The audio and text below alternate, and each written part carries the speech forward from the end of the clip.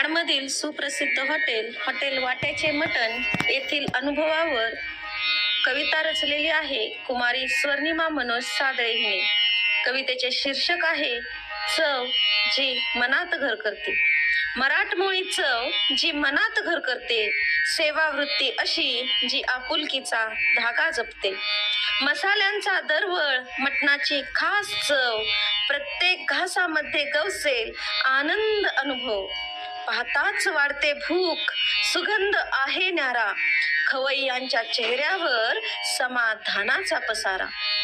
कुटुंब, मित्र आणि आनंदाचे क्षण, स्वादिष्ट जेवणाने तृप्त होते मन. चवीची परंपरा, प्रेमाचा प्रत्येक घास, एकदा भेट द्या पुन्हा याल हमखास. हॉटेल वाट्याचं मटण. धन्यवाद.